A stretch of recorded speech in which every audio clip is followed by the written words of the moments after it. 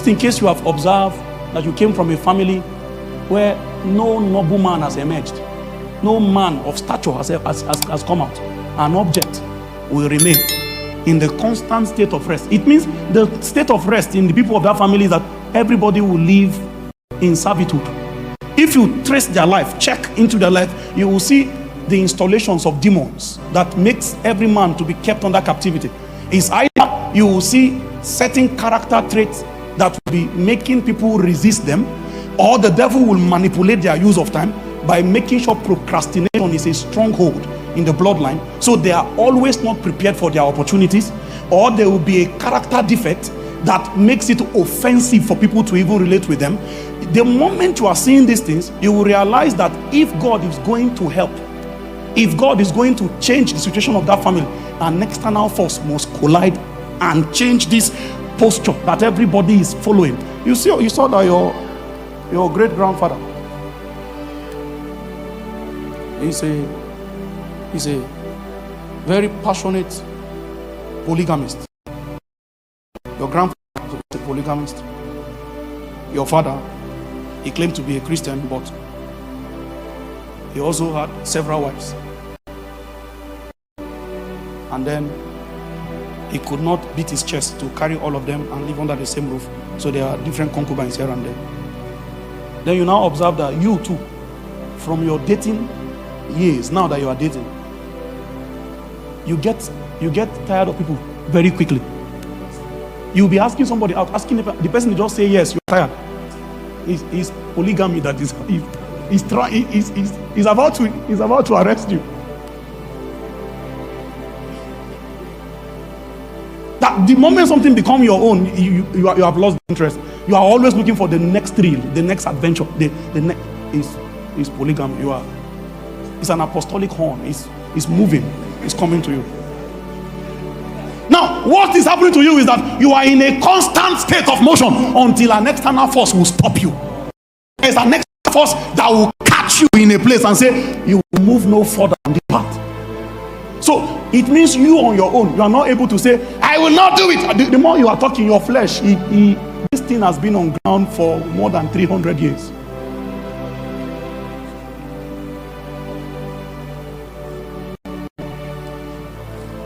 I know who I am. My name is Moses.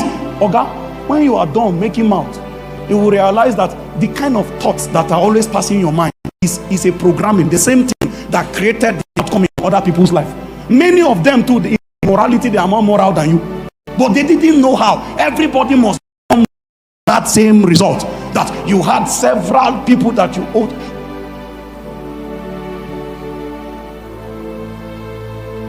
An object will remain in its constant state of rest or motion. It is active. Somebody tonight, you want to encounter with an external force.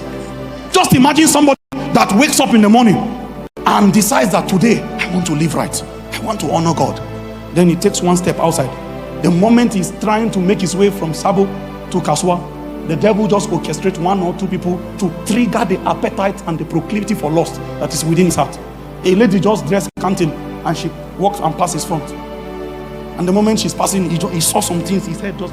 A brother called me. He called me from the top of Kudende Mountain. He said, sir, I'm coming down. I said, why? That he just masturbated. I said, what space did you find on the mountain to masturbate? There's no condition you can do for the flesh that he will not be creative to find a way to still work in compromise. There are those sitting here. You see, you have been able to hide your compromise from men. You think that you are smart, but the truth of the matter is you are in a helpless state of motion until an external force collide with you. I will not do it again. The devil knows your lifespan is 2 weeks. He came from a revival meeting. That's why he's still crying. Leave him for 1 week. When your tears dry first, they will now say, he need not stop the cry. They will say, okay, give him another week. Before you know it, the same you that was saying, Lord, if I fall again, kill me. They will make you. It is during your fall. You know, that fall is a besetting sin. That besetting sin, it will bind your will. It will bind your will. It will become one with your obsession and your lust. So much so that when it comes upon you, you will be like a man that cannot have peace until you have honored the yearning of that appetite. And it's like somebody who is addicted to cigarettes. You can see that there is a no smoking rule there. You will still see that he cannot help it. He cannot help it.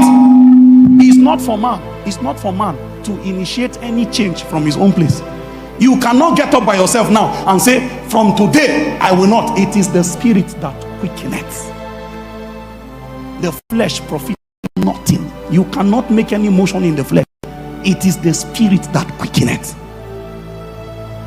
This procrastination. Why am I wasting my time like this? How did I waste a whole week? You sit down and take an appraisal and you know you didn't do anything productive. You knew that your life is wasting already. If everything continues like this, I will live a wasteful life.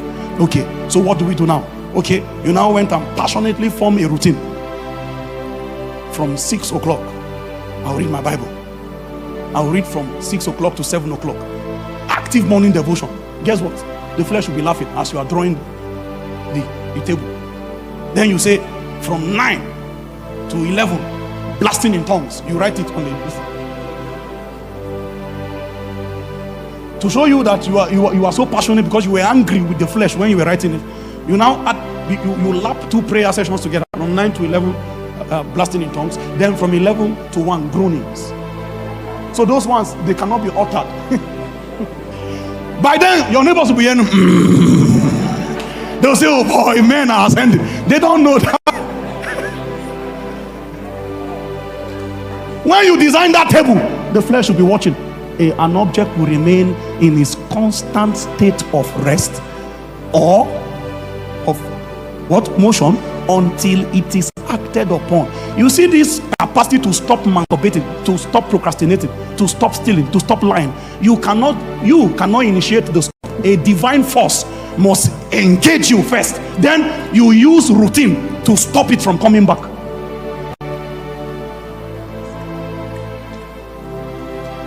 A force must hit you and break the hold. That stronghold is cracked. Then you use routine to form a government to protect your freedom, to guard your salvation with fear and trembling.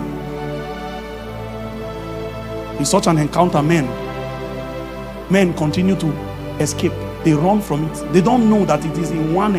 If you can engage the spirit, it is the spirit that quickens. Psalm 119, very quickly.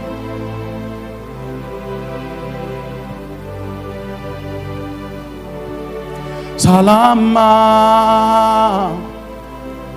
salama, salama, salama, salama.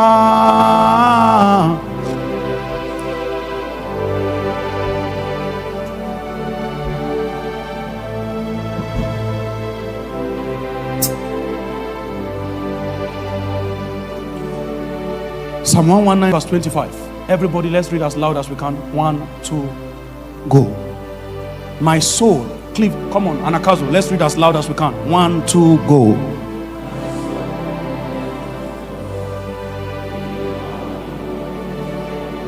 Quicken down me according to thy word.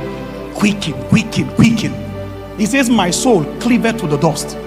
But I know that there is an agency in your word that has the capacity to stir me up again. Quicken down me according to thy word. I want to show us a few things. The essence of all of our discourse is to bring us to this point. Romans chapter 8 verse 11. Romans chapter 8 and in verse 11. Everybody, can we read together? 1, 2, go. But if the spirit of him that raised up Jesus from the dead dwell in you, he that raised up Christ from the dead shall also quicken your mortal bodies by his spirit that dwelleth what? The quickening capacity of God is done by his spirit. And you are not quickened until his spirit tabernacles in you. If the spirit of he that raised up Christ from the dead can dwell in your mortal body, he says he also